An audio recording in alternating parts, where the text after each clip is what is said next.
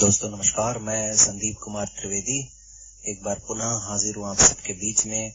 जैसा कि आप सबसे वादा किया है कि हमारी जो पुष्कर कन्वेंशन हुई थी, कन्वेंशन ऑन ब्लाइंड एम्पावरमेंट 2017 का मैं सेकंड पार्ट लेकर के आप सबके सामने हाजिर हुआ हूँ।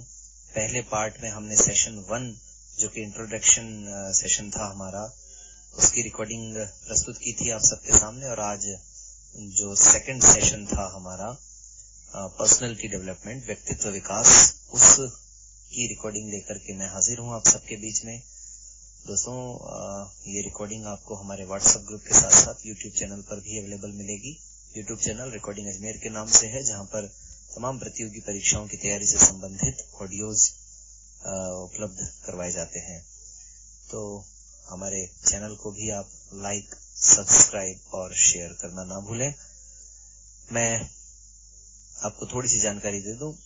सत्र का नाम है व्यक्तित्व विकास। दिनांक 25 फरवरी 2017, समय 11 बजे से 12 बजे।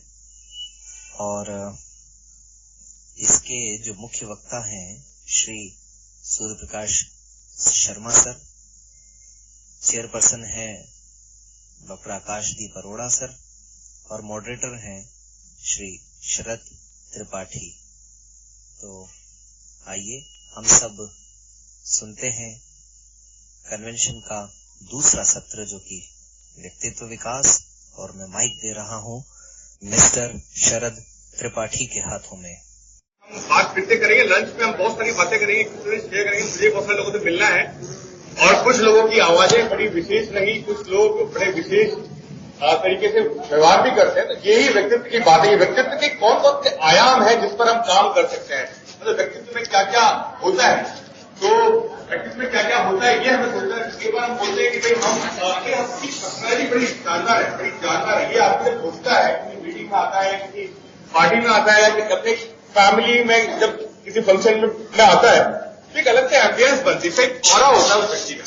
तो वो क्या होता है, तो व्यक्तित्व क्या होता है, उस पर हम आज बात करेंगे कि व्यक्तित्व के कौन कौन से आयाम हैं, या वो पर्सनैलिटी क्या है। जैसे हम बोलते हैं कई बार डैशिंग, बोलते हैं कि डैशिंग पर्सनैलिटी है, भाई ये व्यक्तित्व छा गया। तो वो बात हमें करनी है कि आज हम हमारे पर्सनैलिटी में कौन कौन सी बातें कर सकते हैं, कौन कौन सी चीज पे हम सोच सकते हैं। जैसे फॉर एग्जाम्पल एक वकील होता है, लॉयर जब कोर्ट में खड़ा होता है जज के सामने, तो उसकी आर्म्स खुली होती है कि जज साहब, माय लॉर्ड, मैं ही सही बोल रहा हूं। इसलिए उसकी जो पाम से जो हथेलियां खुली हुई है, वो बता रहा है कि भाई मैं ही ट्रूथफुल हूं और मैं ही अपनी बात बड़े कॉन्फिडेंस से कह रहा हूं। या हमारे हाथों के बॉडी पर्सनैलिटी के बहुत सारे आयाम है, जिसमें एक उसका मेंटल एस्पेक्ट भी है। हम उसके बॉडी स्ट्रक्चर में बात करेंगे, जेस्चर्स पे बात करेंगे, हम स्ट्रक्चर से बात करेंगे, उसके वॉइस कम्युनिकेशन पे बात करेंगे। तो ऐसी बहुत सारी चीजें जिस पर सूर्य प्रकाश से अपना प्रकाश डालेंगे, और लेक्चर मेथड में रहेगा तो हम इसके बाद में सवाल भी ले पाएंगे। Surya Prakash sir, over to you. Hello, good morning everybody. किसी ने नहीं बोला 300, 200, आखिर उसने कहा 100 रुपए, तो भी कोई नहीं बोला। लेकिन एक बुजुर्ग भीड़ में से निकल करके आया कि मुझे दिखाइए। उसने उस वायलिन को लिया, उसको थोड़ा पोंछा अच्छे से, गीला कपड़े से, सूखे कपड़े से उसको पोंछ के उसको चमकाया, और उसके जो तार टूटे फूटे थे उनको इसी तरह से जोड़ करके उसने उस वायलिन पर एक बहुत ही मीठी धुन बजाई उसने, और सारा हॉल तालियों से गूंज उठा उसके बाद। और उसने ऑक्शनियर को लौटा दिया कि अब इसकी नीलामी करिए आप। तो जो वायलिन कोई 100 रुपए में लेने को तैयार नहीं था, उसकी बोली लगनी शुरू हुई 500 रुपए से, और वो 1500 रुपए में जाकर के बिका। ये कहानी थी, और ये कहानी हमारे सबके जीवन में है। हम तब उस टूटे फूटे वायलिन की तरह होते हैं, धूल दूसरित वायलिन है, टूटा हुआ है, उसकी तरह है। अगर हम सबको बिकना है इस मार्केट में, इस दुनिया में हमें अपने आप को बेचना है, चाहे नौकरी के लिए समझ लीजिए, चाहे अपने विचारों को दूसरों को समझाने के लिए समझ लीजिए, किसी न किसी रूप में हमें अपने आप को बेचना है, अपने आइडियाज को बेचना है, अपने श्रम को बेचना होता है। और हम चाहते हैं कि उसकी अच्छी से अच्छी कीमत मिले, बड़ी से बड़ी नौकरी हमें मिले। तो उसके लिए जरूरी है कि हम अपनी थोड़ी झाड़ पोंछ करें, और साथ ही अपने जो कमियां हैं उनको स्थान करें, अपने व्यक्तित्व के जो कमजोरियां हैं उनको दूर करने की कोशिश करें। अब सवाल यह है कि ये व्यक्तित्व होता है, पर्सनैलिटी से क्या मतलब है? क्या बाहरी चमक दमक, क्या अच्छे कपड़े पहनना, अच्छे जूते पहन लेना, अच्छे से बाल ठीक कर लेना, क्या यही सिर्फ व्यक्तित्व है? ये व्यक्तित्व का पार्ट तो है और इंपॉर्टेंट पार्ट भी है, लेकिन ये सब कुछ नहीं है, सबसे इंपॉर्टेंट नहीं है। ये बहुत इंपॉर्टेंट है, नो डाउट, इसमें कोई शक नहीं कि बहुत इंपॉर्टेंट, लेकिन सब कुछ नहीं है। इसके अलावा भी व्यक्तित्व के बहुत से आयाम हैं, उन आयामों को हम थोड़ा सा संक्षेप में चर्चा करें और उसके बाद इस बात करें कि कैसे इसको हम क्या कर सकते हैं। यानी वाई से शुरू किया, अब वर्ड पे आते हैं। क्यों व्यक्तित्व विकास हो, ये मैंने आपसे बताया कि व्यक्तित्व विकास इसलिए जरूरी है क्योंकि समाज में हमें अब एक अपने लिए रेस्पेक्ट अर्जित करना है, अच्छी जॉब लेनी है, अच्छे अपने प्रति सम्मान अर्जित करना है समाज में। इसके लिए जरूरी है कि हमारा एक ऐसा व्यक्तित्व हो जिसकी वजह से लोग इसके प्रति आकर्षित हो, हमें उससे सम्मान मिले समाज में, ये आवश्यक है। और विशेषकर being a person with disability, ये हमारे लिए ज्यादा इंपॉर्टेंट हो जाता है, इंपॉर्टेंट तो सभी के लिए। अब हम आते हैं व्हाट, क्या है व्यक्तित्व के कई आयाम हम संक्षेप में बात करें। सबसे पहला और इंपॉर्टेंट एस्पेक्ट जो बाहर से दिखाई देने वाला है, ऊपरी, कैसे हम दिखते हैं, इसमें बहुत कुछ ऐसा है जो हम बदल नहीं सकते, हमारे हाथ में नहीं उसको बदलना। जो ईश्वर ने हमें शरीर दिया है, इस रूप में हम हैं, वो वही रहेगा, उसको नहीं बदलना।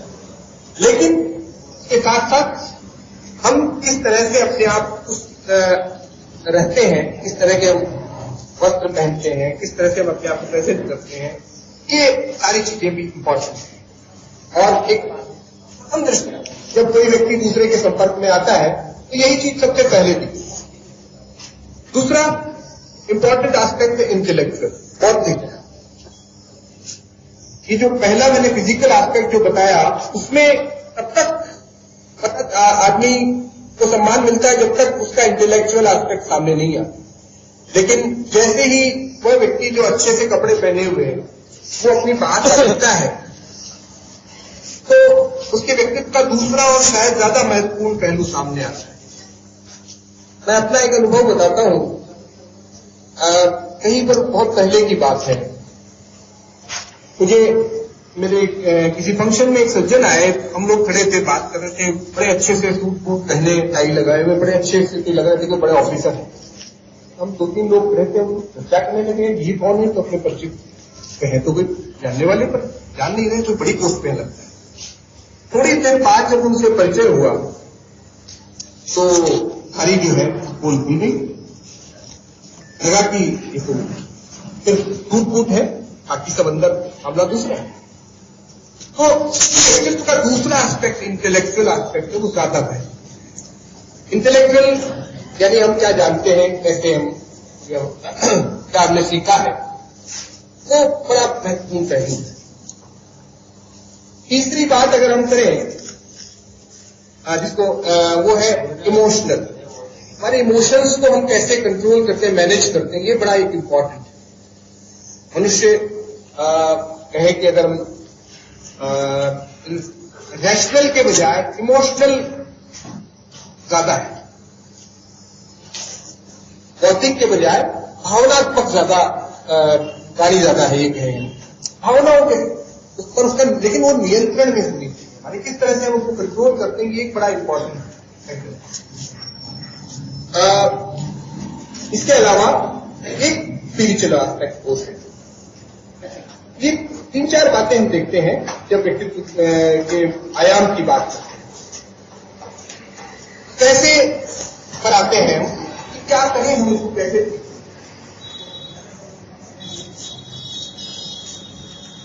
क्या होना चाहिए।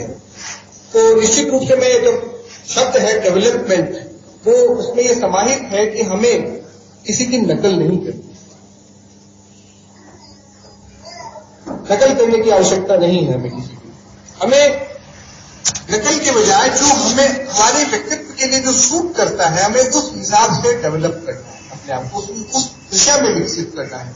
हर व्यक्ति, कई बार हम प्रभावित होते हैं किसी से और उसकी नकल करने की कोशिश करते हैं, ऐसा स्वाभाविक है, लेकिन वो व्यक्तित्व विकास के उसमें नहीं है। पूरी तरह नकल हम न किसी की कर सकते हैं, न हमें करनी चाहिए, बल्कि हमारे अपने व्यक्तित्व के हिसाब से हमें कैसे होना चाहिए, हम जहां हैं, किस काम में हम हैं, उसके हिसाब से हमें किस तरह से रहना चाहिए, वो एक इम्पॉर्टेंट बात है। तो व्यक्तित्व विकास के लिए हम क्या करें, सवाल है कैसे हम आगे बढ़े। तो संक्षेप में बात करनी है मुझे, क्योंकि मेरे साथ एक और हमारे सेशन में आकाशदीप अरोड़ा भी हैं जो साइकोलॉजी से हैं और काफी कुछ क्योंकि व्यक्तित्व विकास में साइकोलॉजी का बड़ा अहम रोल होता है, तो उन्हें भी कुछ बोलना है। तो मैं अपनी बात संक्षेप में कहता हूं। सबसे पहली बात जो हमें करने की आवश्यकता है कि हम क्या करें, सबसे पहली बात यह है कि हम अपने अंदर कॉन्फिडेंस लाएं। जो कुछ हम हैं, अपने आप के प्रति विश्वास जागृत करें। हमें अपने अंदर जो एक कहें कि कोई कमजोरी अगर महसूस होती है, अपने आप को कमजोर न समझें। ये चीज सबसे पहली कि अपने ऊपर विश्वास करना सीखे हम। व्यक्तित्व विकास के लिए पहली चीज जो सबसे जरूरी है। एक कहानी फिर मुझे याद आती है यहाँ पर। कई बार होता है ऐसा, और अमेरिका में जो अमेरिकी राष्ट्रपति थे अब्राहम लिंकन, उनकी एक कहानी, उनके बारे में एक प्रसंग है।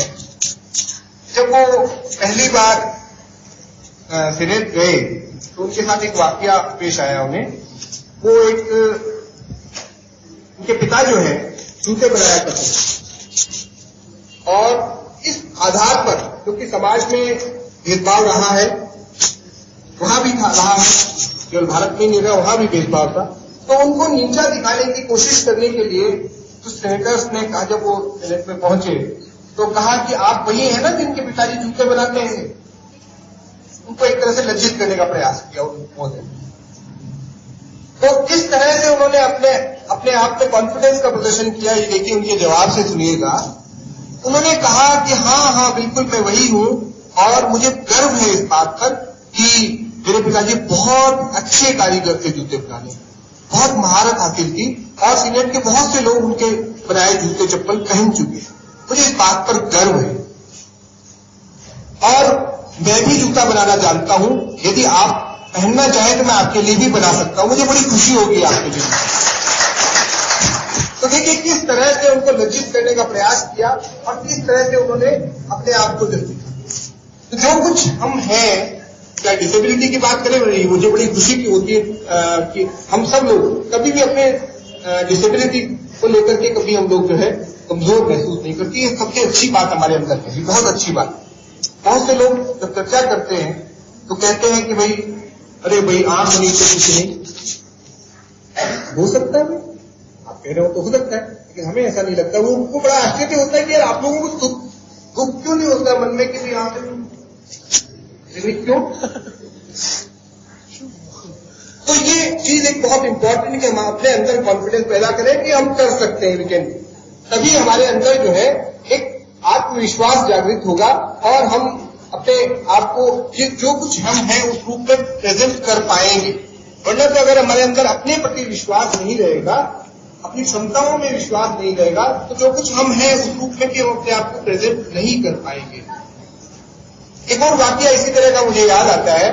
एक आर्थिक समस्याएं भी कई बार लोगों के सामने होती हैं। एक विद्यार्थी जब इंटरव्यू देने जाता है किसी इंटरव्यू बोर्ड के सामने, तो वो साधारण से कपड़े और चप्पल पहने हुए था, हवाई चप्पल।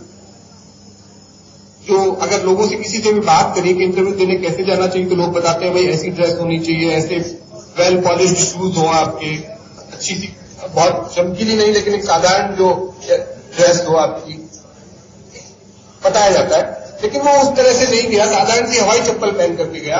और इंटरव्यूअर ने पूछा उसके कॉन्फिडेंस की जांच करने के लिए, उसको नीचा दिखाने के लिए नहीं पूछा था निश्चित रूप से। उसने पूछा कि भाई आपको यहाँ आते समय थोड़ा सा विचार नहीं आया कि आप चप्पल पहन के इंटरव्यू देने आ गए, सोचा नहीं आपने थोड़ा सा? बोले सर चप्पल ना पहननी पड़ी भविष्य में, इसीलिए तो इंटरव्यू देने आया हूं। तो अपनी कमजोरी को अपना हथियार बनाए, निश्चित रूप से अपनी कमजोरी को, जो शारीरिक या आर्थिक जो भी समस्याएं हमारे साथ हैं, हर व्यक्ति के साथ है कुछ ना कुछ, उनको अपने ऊपर हावी मत होने दीजिए। पहली चीज अपने ऊपर विश्वास कीजिए कि ये तो है, लेकिन फिर भी मैं कर सकता हूं, ये चीज अपने अंदर आनी चाहिए। और जब ये चीज आएगी तभी हम जो है उस रूप में अपने आप को रख पाएंगे, वरना तो जो हमारी काबिलियत है वो भी निश्चित रूप से कम, हम उसका प्रदर्शन नहीं कर पाएंगे। पहली चीज इंपॉर्टेंट जो है। दूसरी इंपॉर्टेंट बात जो हमें अपने व्यक्तित्व में लाने की कोशिश करनी चाहिए वो ये है कि हमें एक अच्छा कम्युनिकेटर, अपनी बात कहने का सलीका होना चाहिए। बहुत से लोग बात जानते बहुत सारे लोग हैं, लेकिन कह बहुत थोड़े लोग पाते हैं बात संक्षेप में या कम समय में कहना अपने आप में महत्वपूर्ण कला है। और ये जो वक्तव्य बोलने की जो कला है, उसके अलावा एक और इम्पॉर्टेंट, क्योंकि जो कम्युनिकेशन होता है, हम बीइंग ब्लाइंड तो नहीं, लेकिन एक आम व्यक्ति के लिए जो लोग ऐसा कहते हैं कि भाई जो कम्युनिकेशन होता है वो केवल भाषा से नहीं होता, बोलने से नहीं होता, बल्कि बॉडी लैंग्वेज एक बहुत बड़ा पार्ट है उसका। और खासकर बीइंग ब्लाइंड हमें उस बॉडी लैंग्वेज को सीखने की जरूरत है। वो बॉडी लैंग्वेज बड़ी इंपॉर्टेंट होती है कि बहुत सारी बात हमारे शारीरिक हाव भाव से सामने वाले को पता चल जाती है। हमारे लिए वो मुश्किल है, हम नहीं पता लगा पाते, लेकिन जब हमें कहीं ऐसी जगह अपने आप को प्रेजेंट करना है जहां पर लोग दृष्टिबाधित नहीं है, सामान्य दृष्टि वाले लोग हैं, तो वहां पर हमारी बॉडी लैंग्वेज या समाज में भी हमारी बॉडी लैंग्वेज बड़ी इंपॉर्टेंट होती है। इस पर हमें बहुत खास काम करने की जरूरत होती है, विशेषकर बीइंग ब्लाइंड ज्यादा इंपॉर्टेंट है हमारे लिए। और इसके लिए जरूरी यह है कि हम अपने आसपास वाले जो लोग हैं, हमारे अपने लोग हैं, जो हमारे शुभ चिंतक है, हमारे परिवार है, हमारे वाले मित्र हैं, उनसे आप कह के रखें कि भाई मैं जो कुछ करता हूं उसमें मेरे फिजिकली इस रूप में मैं नजर आता हूं आपको, उसमें कोई कमी हो तो बताओ। जैसे हम बहुत सारे लोगों को देखते हैं कि वो बात कहीं कर रहे होते हैं, गर्दन किसी और हो रही होती है, बात पूर्व दिख रहे तो मुंह उनका दक्षिण पूर्व में होता है। तो ये चीज एक है, इस तरह की जो और बहुत सारी चीजें होती है, तो हम उनको इम्प्रूव करना चाहिए। बॉडी लैंग्वेज के ऊपर काम करने की ज्यादा जरूरत है। बोलने में तो निश्चित रूप से काफी ठीक है हम लोग, लेकिन बॉडी लैंग्वेज में कई बार हम थोड़ा सा लैग करते हैं। और इसके अलावा जो बात कहनी है उसके साथ हाव भाव का भी प्रदर्शन भाषा के अलावा भी आवश्यक है। ये हमको थोड़ा सा सीखने की आवश्यकता होती है। इसके अलावा कम्युनिकेशन के अलावा तीसरी चीज जो इम्पॉर्टेंट है हमारी, कि वो हमें अपने इमोशंस को मैनेज करना आना चाहिए, अपनी भावनाओं। मैंने आपसे पहले भी कहा कि भावनाएं मनुष्य एक बौद्धिक के बजाय भावनात्मक प्राणी ज्यादा है, और हम बहुत सारे निर्णय भावावेश में कई बार हम गलतियां करते हैं, तो उन पर हमें नियंत्रण अपना रखने की आवश्यकता है। कई बार बहुत सारी चीजें अच्छी नहीं लगती है हमें, तो भी हम कई बार बहुत तत्काल रिएक्ट करते हैं, वो हमारी पर्सनैलिटी को इफेक्ट करता है। हमें नेगेटिव इमोशंस को अपने ऊपर हावी नहीं होना चाहिए, हमें शक्ति पॉजिटिव रहना होता है, नेगेटिविटी से बचने की कोशिश करनी चाहिए। कमियां सब जगह होती है, सब में होती है, हम इंसान हैं, हम सब में कमियां हैं, कोई भी पूर्ण नहीं है, सबकी अपनी कमजोरियां हैं, लेकिन हमें उन सामने वाले की या व्यवस्था की कमजोरियों के बजाय जो पॉजिटिव एस्पेक्ट्स हैं उन पर फोकस करना चाहिए, तभी हम सीख सकते हैं, अदरवाइज हम सीख नहीं सकते। अगर हम हमेशा नेगेटिव देखेंगे, बहुत सारे लोग होते हैं वो उनकी लाइफ जो है कंप्लेन करते हुए गुजर जाती है। लोगों के व्यवहार को देखें, चाहे व्यवस्था को देखें, तो उनकी जो अच्छाई है, सकारात्मकता है, सकारात्मक पक्ष पर हम ध्यान दें, तो निश्चित रूप से हमें अपने अंदर भी सकारात्मकता आएगी, हम पॉजिटिव चीजों को देख पाएंगे। अदरवाइज नेगेटिव तो ठीक है, बहुत सारी चीजें। मुझे याद आता है जब मैं स्कूल में पढ़ता था, तब एक लिबरेल डे पर एक फंक्शन था, और उसमें मैडम आई थी, उन्होंने बड़ी अच्छी बात कही कि वो वाक्य मेरे लिए शायद वो एक प्रेरणा स्रोत नहीं है, उनका ये वाक्य मुझे प्रेरित करता है, हमेशा करता रहा है आज तक। वाक्य उनका बहुत छोटा, बड़ी बात नहीं की और बहुत छोटी सी बात थी, लेकिन वो बहुत इंपॉर्टेंट बात वो ये है कि there are people who find difficulties in some opportunity. बहुत सारे लोग ऐसे हैं दुनिया में जो अवसर में डिफिकल्टी, मुश्किलें ढूंढते, मुश्किलें दिखती है, अरे भाई ये तो है लेकिन ये नहीं है, कैसे करें। और दूसरे लोग हैं जो there are the other people who find opportunities in something. हाँ ये तो है, फिर भी किया जा सकता। ये आप तय करिए कि आपको कौन सा वाला करना है। अगर आप पहली श्रेणी में रखेंगे अपने आप को, तो जो जहां है वो वहीं रहना है, बहुत आगे नहीं जाना, नीचे। और हम अगर दूसरी श्रेणी में रखते हैं कि ठीक है समस्याएं हैं लेकिन फिर भी हम करें, और कुछ किया जा सकता है इन समस्याओं के बावजूद। तो पॉजिटिविटी हमारे अंदर हर समय रहनी चाहिए, हर परिस्थिति में ये मानना चाहिए कि इतना कुछ होने के बावजूद, समस्याओं के बावजूद भी बहुत कुछ है जो किया जा सकता है। ये एक बड़ा इंपॉर्टेंट एस्पेक्ट है कि पॉजिटिविटी हमारे अंदर है। इमोशंस को मैनेज करें, अपने नेगेटिव इमोशंस को हावी न होने के हमारे ऊपर। इसके अलावा और बहुत सारी चीजें हो सकती है, जैसे तो सर जब तक पानी गए तब तक एक बात निवेदन है कि हम लोग सब लोग सारे रिसोर्सेज और समय लगा के यहाँ पर आए, तो सबसे निवेदन है कि फोन जब तक अपडेट ना हो तो फोन एक बार रखें और हम कुछ चीजों को बहुत ध्यान से करें। एक चीज मैं शेयर करना चाहता हूँ कि जो मिस यूनिवर्स या मिस वर्ल्ड जो कॉन्टेस्ट होते हैं बेसिकली, वो कोई सुंदरता या फेस कैसा है या गोरा है काला है उसका प्रतीक नहीं होते हैं, और पर्सनैलिटी का टेस्ट होता है। बहुत लंबे रिगरस प्रोसेस के बाद एक कैंडिडेट है, एक कंटेस्टेंट उस प्रतियोगिता से निकल के आता है, उसको मिस वर्ल्ड या मिस यूनिवर्स या मिस्टर वर्ल्ड या मिस्टर यूनिवर्स का अवार्ड मिलता है।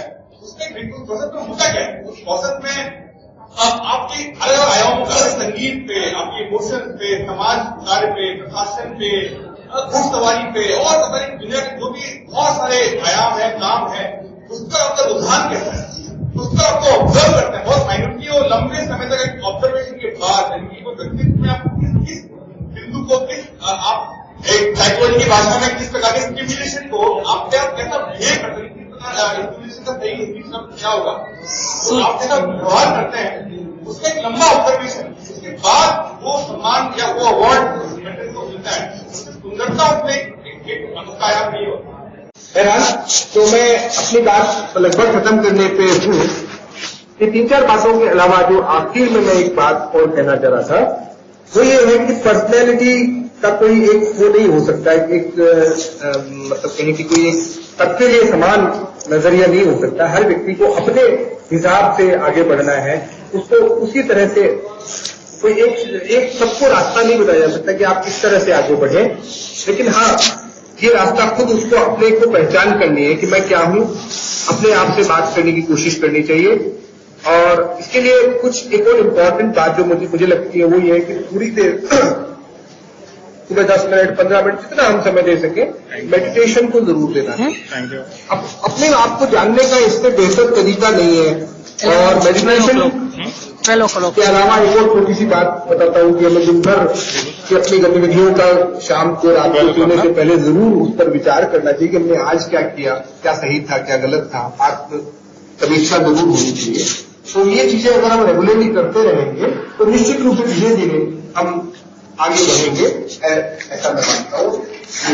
इसी के साथ मैं अब आगे हमारे जो सेशन के चेयरपर्सन है आकाश दीप अरोड़ा जी, उनसे मैं कहूंगा कि वो इस बात को आगे बढ़ाएं।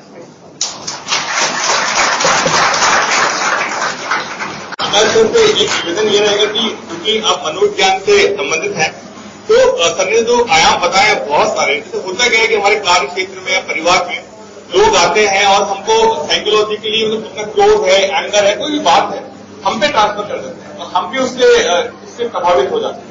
तो इन सारी बातों में कैसे हम नियंत्रण करें या हम कैसे उन स्टिमुलेशंस को बिहेव करें, इस पर हम चाहते हैं कि आप अपनी बात करें।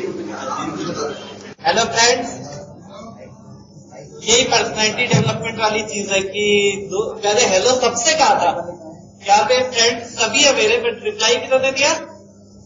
2 जगह तक नोटिस कीजिए, यही हुआ ना। और बाकी सब फ्रेंड्स ने क्यों नहीं किया मेरे को रिप्लाई? फिर से कह रहा हूं, हेलो फ्रेंड्स। हाँ, तो बेसिकली अब जो हमारी व्यक्तित्व है, सूर्य प्रकाश जी ने बहुत अच्छे से उदाहरण दी थी और एस्पेक्ट बताए कि किन किन आयामों पे हमें काम करना है। और मैथ साइकोलॉजी सब्जेक्ट मैंने लिया। गाइड पर्सन में माना जाता है कि म्यूजिक की प्री इंस्टॉल्ड ऐप आती है, इससे म्यूजिक तो आएगा ही आएगा। तो मेरे को तो 3 साल म्यूजिक सीखा, मेरे को सुर लय ताल समझ नहीं आया, मेरे में प्री इंस्टॉल्ड ऐप थी नहीं। बट एक ऐप मेरे में प्री इंस्टॉल्ड थी मेरे ख्याल से। मेरे को ह्यूमन नेचर को समझना, ह्यूमन बींग को कैसे ट्रांसफॉर्म किया जाए, ह्यूमन बींग को कैसे मतलब व्यक्तित्व को उठाया जाए, इसके बारे में मेरी बड़ी क्यूरियोसिटी थी। और इसलिए मैंने मनोविज्ञान सब्जेक्ट लिया। इतनी वास्ट स्टडी करने के बाद मेरे को मनोविज्ञान में एक जो मॉडल मिला, क्योंकि वर्ड सूर्य प्रकाश जी ने बहुत अच्छा बताया, बट इस चीज को, इन गुणों को हम अपने अंदर लाएं कैसे, इसके लिए हमें अपने मेकअप का समझना पड़ेगा। सॉफ्टवेयर और हार्डवेयर को समझना पड़ेगा। हार्डवेयर का हम समझाते हैं बॉडी एंड ब्रेन।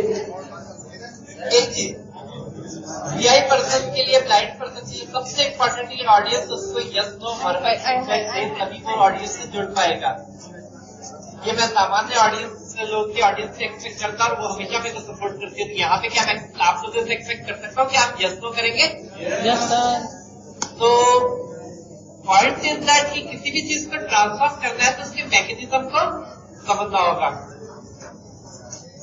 यहाँ पे एक मनोवैज्ञानिक है एल्बर्ट एलिस, उन्होंने एक एबीसी मॉडल दिया था। वो मॉडल मेरी लाइफ में मेरे को most useful piece of knowledge लगा। यहाँ पे ए शब्द को लेते हैं सबसे पहले। ए का अर्थ है एक्टिवेटिंग एक्सपीरियंस। एक्सपीरियंस मतलब अनुभव। वातावरण से, परिस्थितियों से आपको कंटिन्यूस कुछ अनुभव हो रहा है। यहाँ पे सूर्य प्रकाश जी ने लेक्चर दिया, मैं दे रहा हूँ, कुछ इनपुट आ रहा है?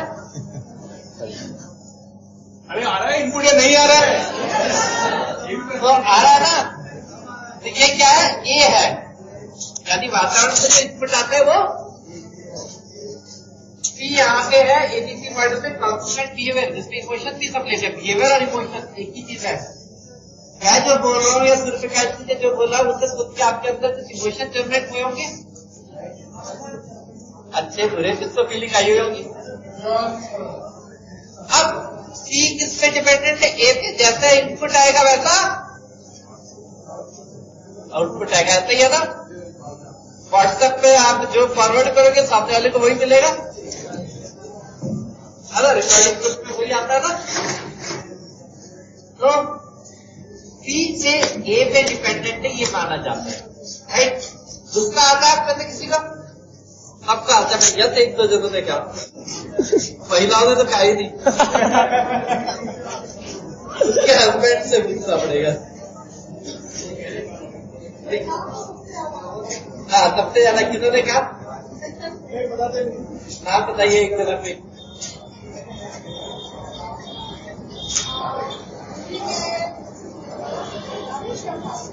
हाँ, तो निर्मला जी गुस्सा कब आता है? जब कोई दिलाता है ना। यानी किसी का गुस्सा दिलाना ये हुआ अनुभव, एक्टिवेटिंग एक्सपीरियंस, और गुस्सा आना सी हुआ, है ना। तो कोई दिलाएगा नहीं तो गुस्सा क्यों आएगा? बट एल्बर्ट एलिस ने एक बीच में पेज डाल दिया। कंप्यूटर में इनपुट और आउटपुट ही नहीं होता, बीच में प्रोसेसिंग भी होती है, पता है ना। वो प्रोसेसिंग सॉफ्टवेयर के अकॉर्डिंग, हार्डवेयर के अकॉर्डिंग होती है, राइट। बी का कॉन्सेप्ट डाला एबीसी मॉडल में। बी मतलब बिलीफ, बिलीफ मतलब विश्वास। बिलीफ से क्या समझते हैं हम? सब्जेक्ट इज फिक्स थॉट है, सही क्या है, गलत क्या है, अच्छा क्या है, बुरा क्या है, मॉरल क्या है, इमॉरल क्या है, पाप क्या है, पुण्य क्या है, इस सबके बारे में सबके बिलीफ है। थॉट है फिक्स। आपसे तो जिंदगी क्या है, कोई बताए जिंदगी क्या है? आपके दर्शकों में जिंदगी के बारे में कोई भी होगा ना, बताओ जिंदगी क्या है? जिंदगी एक कैरियर, जिंदगी एक जुआ है और जिंदगी एक संघर्ष है, जिंदगी एक चुनौती है ना, कला है। देखिए जिसका ये सब आप सबका चश्मा जो जिंदगी को देख कर आपने बीबी लगाया हुआ है ना, आपको जिंदगी वैसी लगेगी। जिसको संघर्ष लगेगी, किसी को चुनौती लगेगी, किसी को खेल लगेगी, किसी को जुआ, किसी को, बट जिंदगी तो एक ही है ना, सबका जिंदगी तो वही है। आपका चश्मा जैसा होगा वैसी ही जिंदगी दिखेगी। तो यहाँ पे जो आप बीच में क्या आ गया, भी निर्मला जी, आपको गुस्सा इसलिए नहीं आता कि कोई दिलाता है। आपका बिलीफ है कि सामने वाले व्यक्ति जो कह रहा है वो उपयुक्त या जो कर रहा है वो उपयुक्त नहीं है। अगर आपका बिलीफ उसके बिलीफ से मैच करता तो आपको खुशी होती, गुस्सा नहीं आता उसी चीज पे। और एक ही परिस्थिति में डिफरेंट लोगों का व्यवहार क्या होता है, डिफरेंट होता है, सबका एक जैसा तो नहीं होता। यानी परिस्थितियों पे व्यवहार निर्भर करता तो सबका व्यवहार एक जैसा होता है। एक परिस्थिति में सबका व्यवहार एक डिफरेंट है। इसका मतलब हम सबका बिलीफ अलग है, राइट। बिलीफ अच्छा या बुरा नहीं होता, सही या गलत नहीं होता, बट कुछ बिलीफ है जो आपको पावरफुल फील कराते हैं, कुछ मुझे वीक फील कराते हैं। जिसका बिलीफ है जिंदगी एक कला है, वो तो जिंदगी को एक आर्टिस्ट की तरह जिएगा, और जिसका बिलीफ है जिंदगी एक संघर्ष है, वो हमेशा क्या कहते हैं, हाँ, वो तो जिंदगी को कुरुक्षेत्र का मैदान ही देखता रहेगा, हमेशा रिलैक्स कभी नहीं कर पाएगा। यहाँ पे भी संघर्ष फील करेगा इसे एंजॉय करने के बजाय, राइट। अब पॉइंट इज दैट बिलीफ तो आपको समझना होगा, ये हमारी पर्सनैलिटी है। हम सबके बिलीफ अलग है, और बिलीफ लेके कोई भी पैदा नहीं हुआ था, है ना। पीयूष, जब पैदा हुए थे तो बिलीफ था क्या, ख्याल ही नहीं। जब पैदा हुए डॉक्टर ने आके मम्मी को ये तो नहीं कहा था देखो ये बिलीफ वाली ये सॉफ्टवेयर वाली चाली की पैदा हुई है। सारा सॉफ्टवेयर यही पे डेवलप हुआ है ना।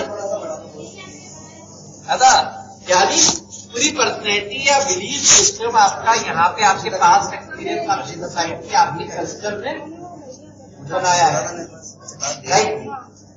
तो but good thing is that कि जो चीज लर्न किया ना, यानी ये लर्न का बिलीफ, जो चीज लर्न किया होता है अनलर्न भी क्या होता है, और रीलर्न भी किया जा सकता है, ऑल्टर भी किया जा सकता है, रीप्रोग्रामिंग हो सकती है।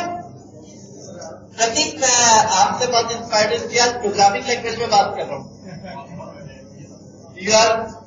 You program the computers and I program individuals. तो बिलीफ जो है, अब एक एग्जाम्पल मैं शेयर करना चाहूंगा।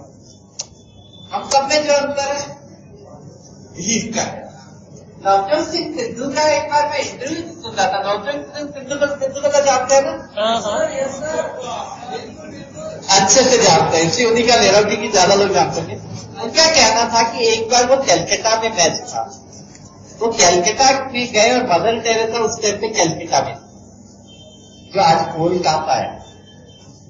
वो मैच के दौरान आपकी खान ने या पहले मदर टेरेसा से मिलने गए। उन्हें कहा गया मिलने के लिए कि आपको दो ऑप्शन दिए गए कि आप या तो बाहर वेट करें, मदर अभी अंदर किसी पेशेंट को अटेंड कर रही है, या आप अंदर पेशेंट को जहाँ अटेंड करें वहीं पे चले जाए, मदर से उसी टाइम पे आप इंटरेक्ट कर लें। सिद्धू कहते हैं मैं तो पेशेंट व्यक्ति हूँ भाई, इंतजार का होता मैं अंदर गया। एक कोड लेप्रोसी का पेशेंट था जिसके जगह जगह जख्म थे, मदर उसके घावों पे ड्रेसिंग कर रही थी और अंदर बहुत स्मेल।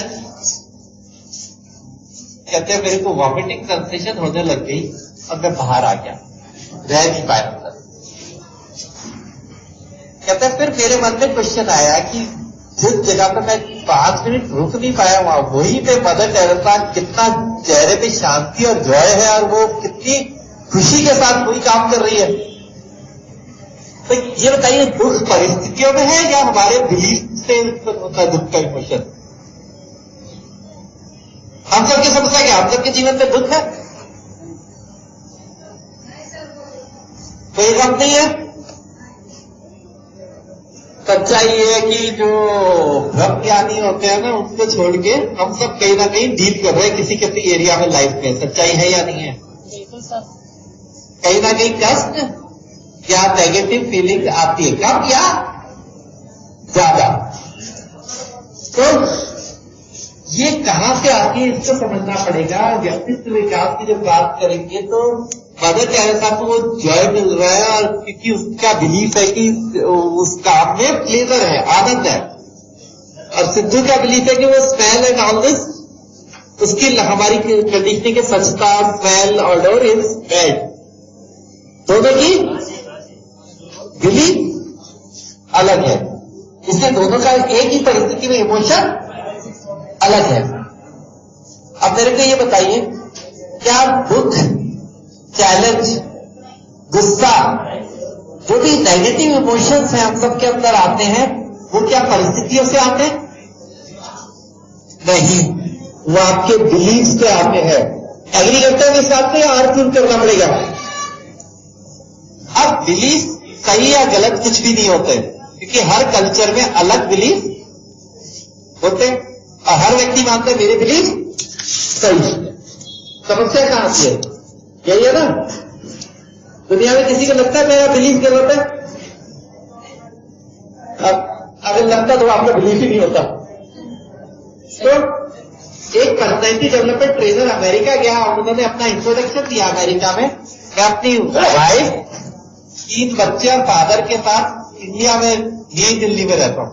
4 जने तो पैसे वापस लेने चले गए कि हम इनके सेशन अटेंड नहीं करेंगे। क्यों?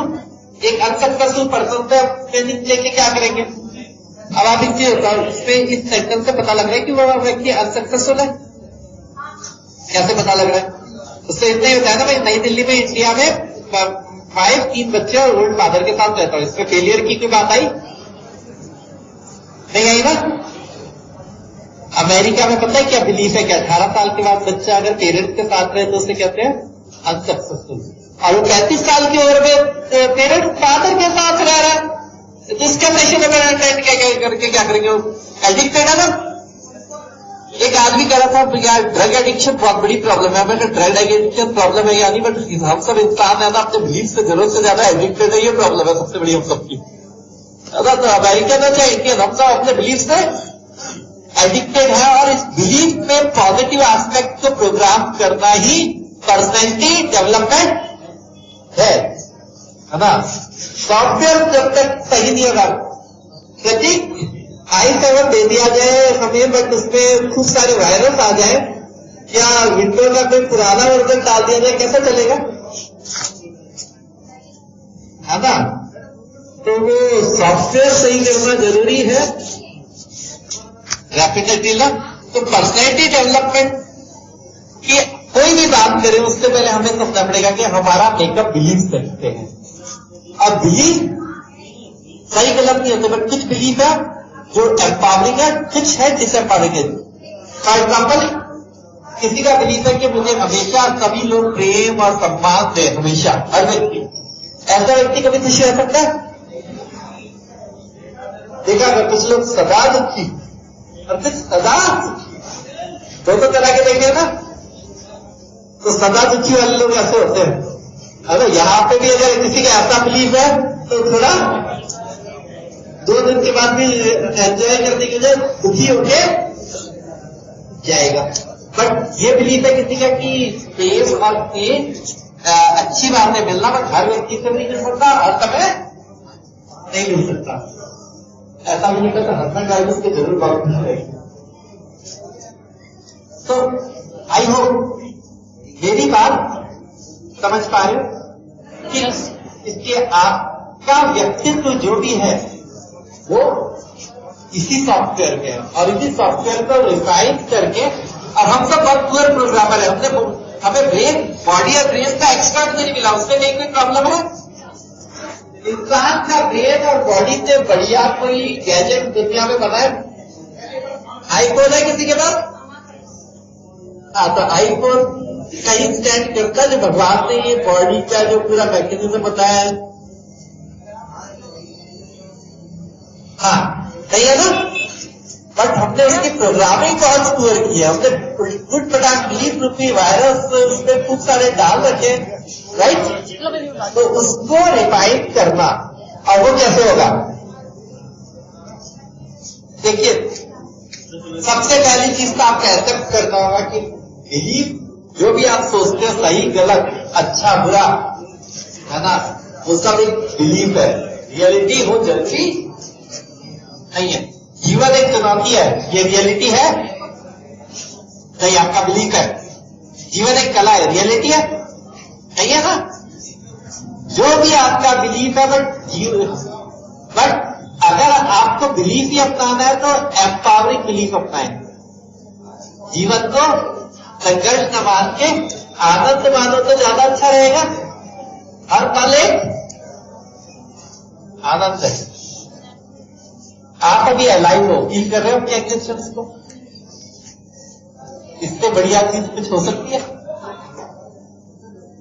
आप एक्सपीरियंस कर रहे हो मिरेकल्स लाइफ के।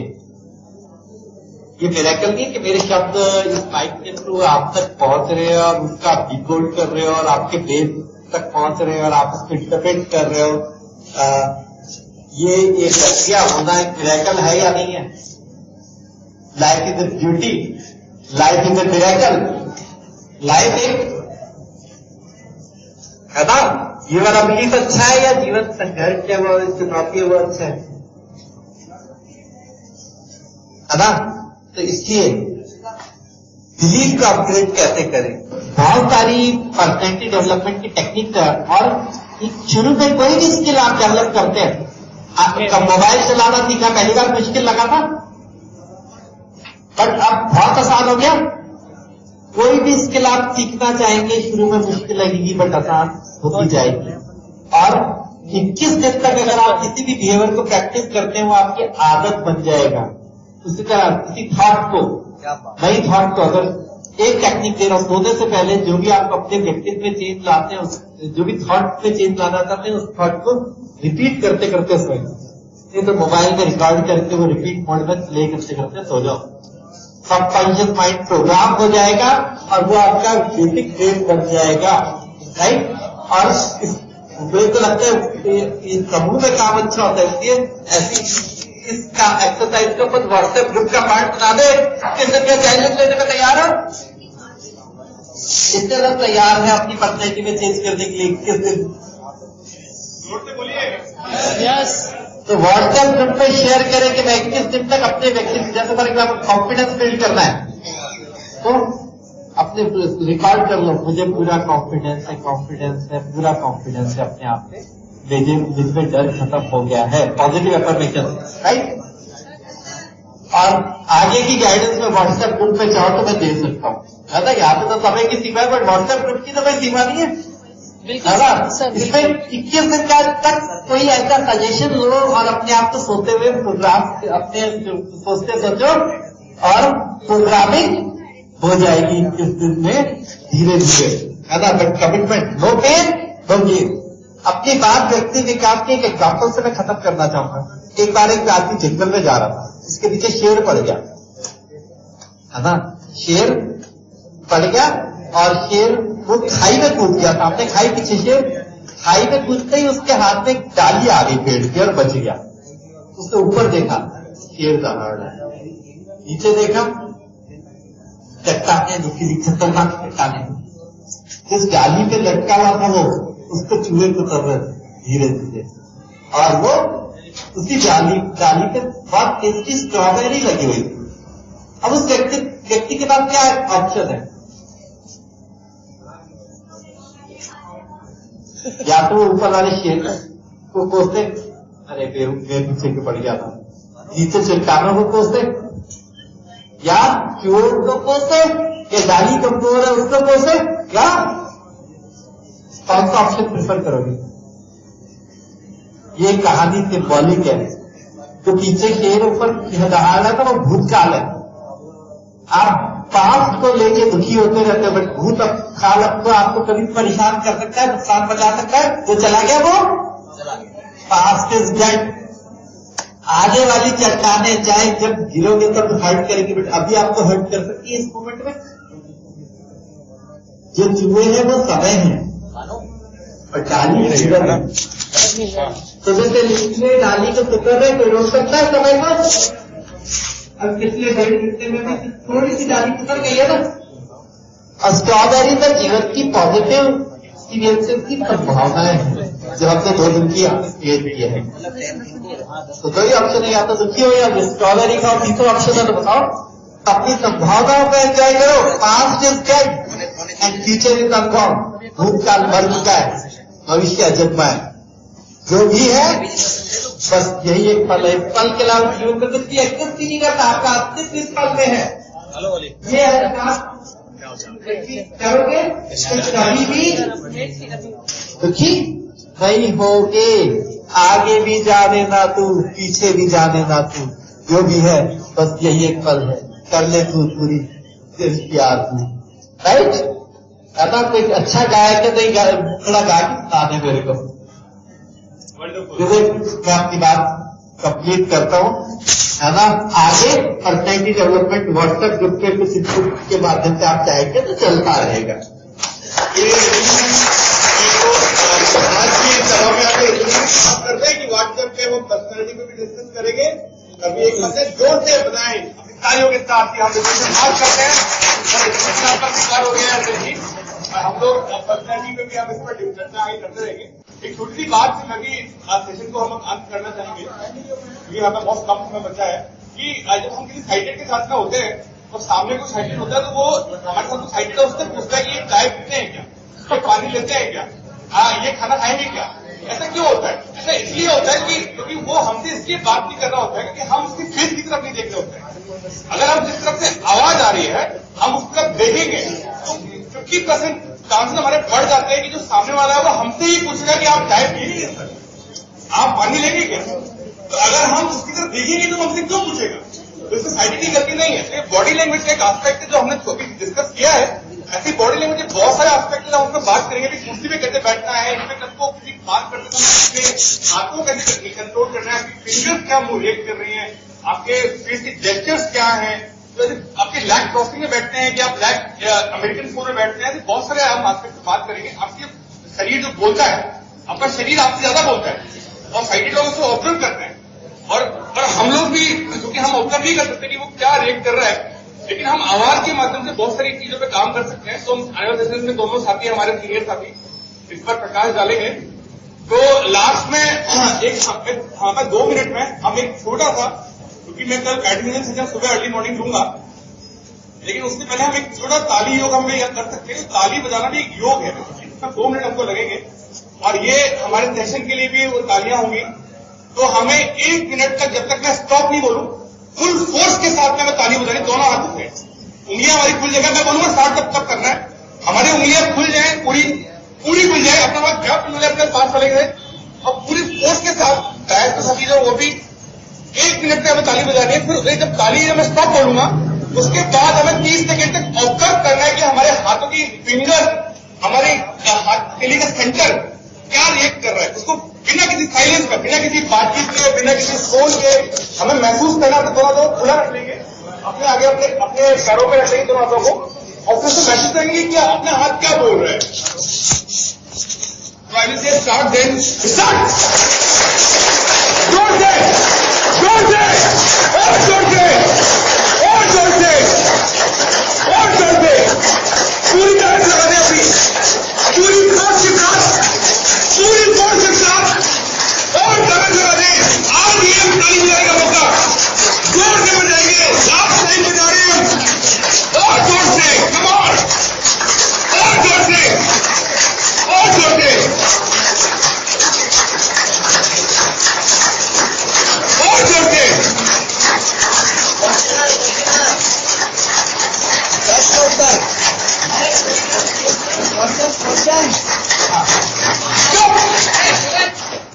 आप महसूस करेंगे कि हमारी हथेलियां कैसा बिहेव कर रही है। पूरा फोकस अपना हथेलियों को होगा। हथेली आपने पैरों पे रखते हैं। अब महसूस करें कि ये हथेली अब कैसा रिएक्ट कर रही है। आप छोटी उंगली पे जाएं, कोने पे जाएं, टिप पे उसके टच नहीं करना है, बस दोनों खुले रख लेंगे अपने थाइस के ऊपर, अपने अंगूठे को महसूस करें। तो वंडरफुल। अब कोई प्रश्न हो तो बताएं, हम इसको प्रश्नों से कंक्लूड करेंगे। मैं उसके पास आऊंगा, जो भी माइक चाहता है मैं उसको माइक दूंगा और अपना ब्रीफ में अपना क्वेश्चन पूछ सकते हैं आप। हाँ, क्या मेरा क्वेश्चन इनसे है, I want question of psychology sir, कि देयर इज अ प्रॉब्लम कि with the struggle between mind and emotion, please give some tips to control the emotion और work according to the mind. We are confused always, we are emotional and we lost lot of energy and our diversion or concentration, everything has been lost with emotion.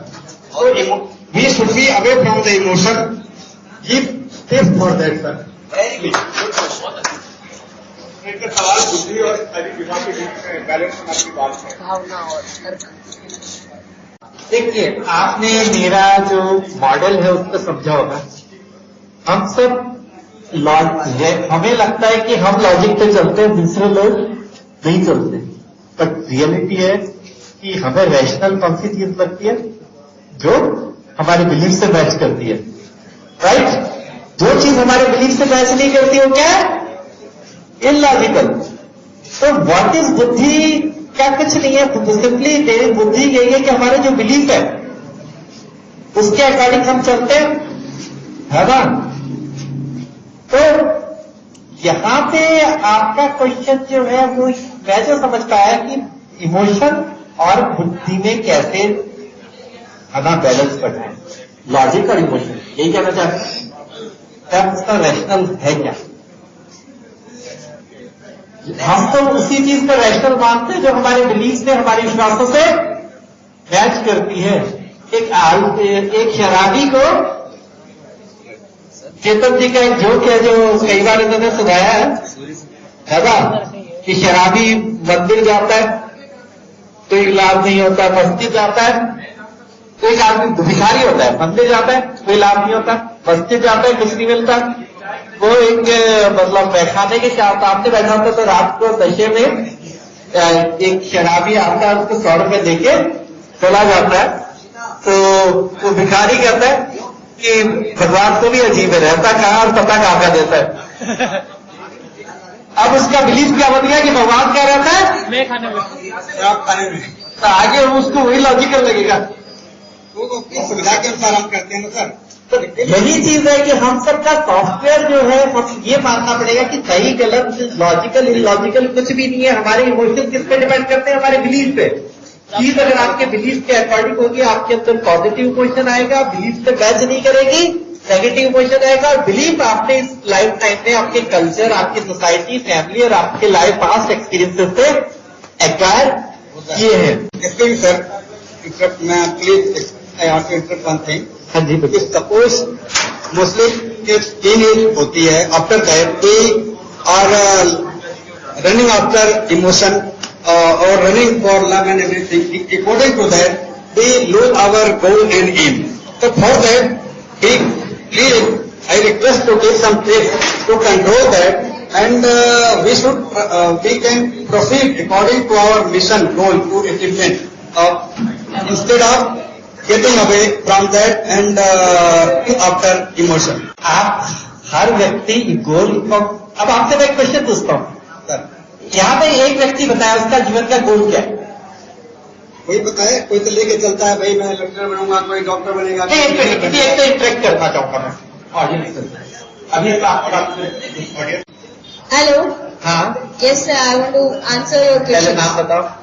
My name is Trusty Jain, हाँ, and my goal is to become an IAS officer. Trustee IAS क्यों बनना चाहते हो? Sir, because I want to serve the nation, and most first thing is to show people that yes, people who are disabled, they also have the quality so that they can do work more better than you. Okay, और ऐसा मतलब सर्व nation को ये prove करना चाहते हैं। ये prove करके क्यों करना चाहते हैं? इस prove, next question. Sir, because wherever in functions I go, I have seen people who have vision. They always see with sympathy. They think that yes, they are weak and they cannot do what. हाँ नहीं, आप ये prove कर लोगे तो क्या होगा? मतलब क्यों करना चाहते मेरे को? Sir, this is for my satisfaction. I will get that satisfaction. Point to be noted. ये गोल जो अचीव करना चाह रही है फाइनली, बाकी सब चीजें आईएएस सर्व करना, सब चीजें लोगों का एटीट्यूड डिसेबल के लिए चेंज करना, वो क्या है? मीन्स है एंड क्या है? सेटिस्फैक्शन. क्या है? सेटिस्फैक्शन का, हैप्पीनेस का, प्लेजर का, 1000 नाम दे दो. It is positive emotion. आप लाइफ में नेगेटिव इमोशन की हटाना चाहते हो, पॉजिटिव इमोशन की हैप्पीनेस, सेटिस्फैक्शन ये सब बढ़ाना चाहते हो, तो कल का जो क्वेश्चन है इसका आंसर मिल गया होगा कि हर कोई इमोशन पॉजिटिव इमोशन से सीख कर रहा है. आज हम यहाँ पे गैदर किए कुछ पॉजिटिव इमोशन सीख करने के लिए, बाकी सब चीजें तो मीन्स है. तो इसलिए अगर आप हर इमोशन किस और पॉजिटिव इमोशन अपने किस चीज से आते हैं, जो हमारा बिलीफ है उसके अकॉर्डिंग. जैसे इसका बिलीफ है क्या आईएएस बन के अगर ये चीजें करेंगी तो इसको पॉजिटिव इमोशन फील होंगे, ये बिलीफ है. इसी बिलीफ के कारण से बनना चाह रही है. किसी और व्यक्ति का कोई और बिलीफ होगा. आई होप सर आपकी क्वेश्चन और कोई. हम अब ये हम सर में डिले हो गया हूँ, मुझे भी अब एक मिनट साथियों से शरद भैया एक मिनट लेता हूँ. एक सवाल है हमारा, लास्ट ये सवाल होगा. Last question. हाँ अली, लेकिन अली स्पष्ट करें आप किससे पूछ रहे हैं कुछ. हाँ सवाल बताइए. मैं एक्चुअली आप तीनों से, क्योंकि तीनों ने स्टिमुलेशन के बारे में बात की है, मैं ये पूछ रहा था कि स्टिमुलेशन सब रिएक्ट करने का सबका अपना तरीका होता है, लेकिन कुछ लोग देर से डिले से रिएक्ट करते हैं और कुछ लोग 30 सेकंड के अंदर रिएक्ट करते हैं, जिन्हें हम प्रेजेंस ऑफ माइंड कहते हैं. अब सवाल ये उठता है मेरा कि प्रेजेंस ऑफ माइंड कुछ लोग बहुत जल्दी डेवलप करते हैं, कुछ लोग स्टिमुलस के प्रति ओवर रिएक्टिव नहीं हो पाते, इतनी जल्दी उनका डिले होता है रिएक्शन. तो इस रिएक्शन को कैपेबल, मतलब रिएक्शनरी बने, एनहांस हो उसका रिएक्शन, उसके लिए वो स्टिमुलस क्या पॉजिटिव एटीट्यूड से अपनाना चाहिए, उस पर कुछ 2 मिनट सर बता दें मुझे. बिल्कुल, बहुत बढ़िया क्वेश्चन पूछा आपने. आप नोट करना, इंडिविजुअल डिफरेंसेस तौर पर ये स्टिमुलस रिएक्शन कर देंगे और हर पर्सन का किस स्टिमुलस से वो क्विक रिएक्ट करता है और किस स्टिमुलस से वो धीरे लेट रिएक्ट करता है, देखना अलग अलग होता है ना. आपकी फिजिकल कैपेसिटी और आपके ट्रेनिंग दोनों पे डिपेंड करता है, right. Which means there can be no universal principle for that. Universally कोई हर स्टिमुलस से फास्ट रिएक्ट करने वाला नहीं होता और कोई भी हर स्टिमुलस से नहीं होता. ये तो इंडिविजुअल डिफरेंसेस है जिसमें हमें पर्सनैलिटी डेवलपमेंट का सबसे इंपॉर्टेंट एस्पेक्ट है ये स्वीकार करना है कि हम सब इंडिविजुअल एक दूसरे से डिफरेंट है और हमारी क्षमताएं और कॉम्पिटेंसेस डिफरेंट है. बट मेरा कहना यह कि आप बेस्ट परफॉर्म कब करते हो जब आपका माइंड प्रेजेंट मोमेंट में होता है. ये नोट किया है. जब आपके माइंड में पॉजिटिव एक्सपेक्टेंसी होती है कि आपका जो काम कर रहे हो बहुत वर्कफाइल है, उससे बहुत बड़ा इनकम आने वाला है. देखना एग्जाम में लिखते हुए माइंड सबसे आप फोकस्ड होता है ना. समझ पा रहे हो? Yes sir. तो ये आपको समझना पड़ेगा कि अगर आपने अपने माइंड को ट्रेन कर दिया कुछ हद तक की प्रेजेंट मोमेंट में जो टास्क कर रहे हो उस पर आप इन्वॉल्व ज्यादा हो पाओ, पास्ट और फ्यूचर से उसको हटा पाओ, तो आप नोट करना आपका रिएक्शन टाइम या स्टिमुलस और आने और रिस्पॉन्स करने के बीच का टाइम घट जाएगा और you will be better performing in which area you. बाकी आपकी ट्रेनिंग पे भी डिपेंड करता है, आपकी फिजिकल कैपेसिटीज पे भी डिपेंड करता है. ये मेरा in short we can conclude that people should think on present only. Live in present. Live in present. है ना. तो वंडरफुल. हम इस सेशन को एक टैगलाइन के जो हमारा हमको मिला है वो है लिव इन प्रेजेंट, मतलब वर्तमान में जिए. इसके साथ हम इस सेशन को खत्म करेंगे और मैं अपने माइक संदीप आपकी बात को मैं कंक्लूड कर देता हूँ. भूत देखे पछताए, भविष्य देखे भरपाए, जो वर्तमान में जीना जिए तो जीना आ जाए.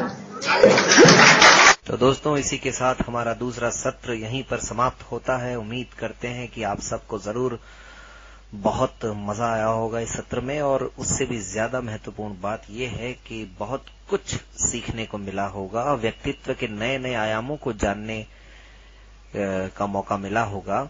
और हम साथ ही हमारे मुख्य वक्ता श्री सूर्य प्रकाश शर्मा सर और डॉक्टर आकाश डी अरोड़ा सर और श्री शरद त्रिपाठी, तीनों का बहुत बहुत धन्यवाद करते हैं। अब हम मिलेंगे दोस्तों इस कन्वेंशन के तीसरे सत्र में। बहुत बहुत धन्यवाद।